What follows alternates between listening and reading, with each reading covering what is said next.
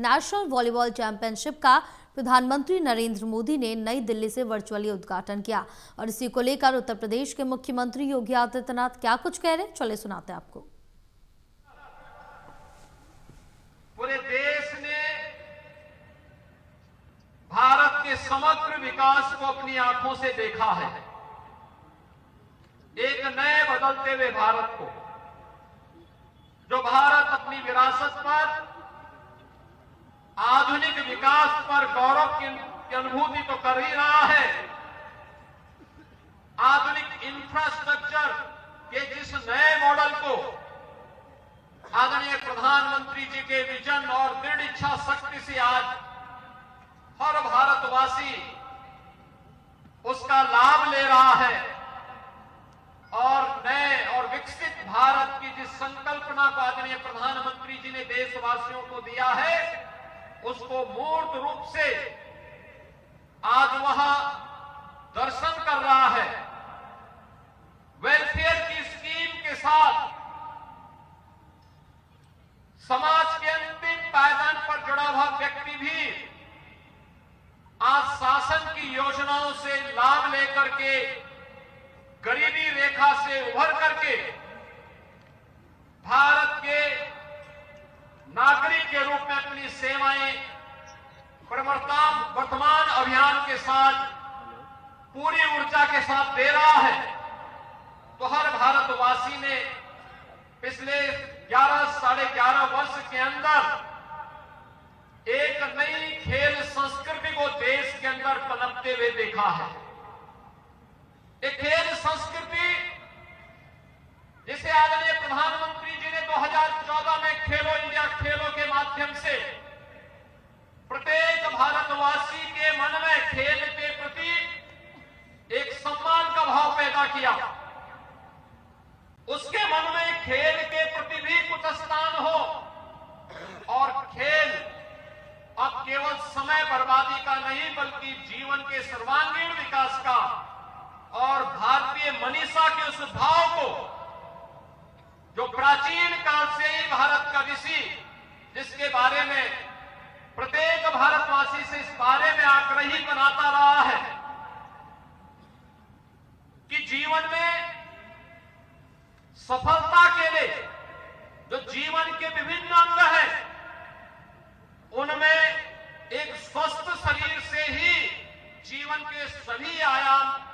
प्राप्त किए जा सकते हैं। आज खेल की इस नई संस्कृति ने खेलो इंडिया खेलों के माध्यम से, फिट इंडिया मूवमेंट के माध्यम से, सांसद खेलकूद प्रतियोगिता के माध्यम से और साई के माध्यम से हर जनपद के अंदर बनने वाले खेल के उन इंफ्रास्ट्रक्चर के माध्यम से आज पूरा देश एक नई खेल संस्कृति का अनुभव कर रहा है। सांसद खेलकूद प्रतियोगिता को ही उत्तर प्रदेश में हम लोगों ने विधायक खेलकूद प्रतियोगिता और ग्रामीण खेलकूद के विभिन्न लीग प्रतियोगिताओं के माध्यम से भी आगे बढ़ाने का कार्य किया है। आज गांव से लेकर के शहर तक, ग्रामीण स्तर से लेकर के राष्ट्रीय स्तर तक की प्रतियोगिताएं अब एक आम नागरिक के लिए देखते हुए बन रही है और उसी क्रम में 43 वर्षों के बाद यह senior national volleyball championship Uttar Pradesh के अंदर वाराणसी नगर निगम के द्वारा इसका प्रायोजक बनकर के इसे आयोजित किया जा रहा है। इस पूरे आयोजन के पीछे आदरणीय प्रधानमंत्री जी की प्रेरणा, उनका मार्गदर्शन और उनके नेतृत्व में प्रदेश में, देश के अंदर खेल का जो आधुनिक इंफ्रास्ट्रक्चर विकसित हुआ है, यह संपूर्णानंद स्पोर्ट्स स्टेडियम में जो कुछ भी आपको यह अत्याधुनिक इंफ्रास्ट्रक्चर देखने को मिल रहा है, यह आदरणीय प्रधानमंत्री जी के उस विजन का परिणाम है।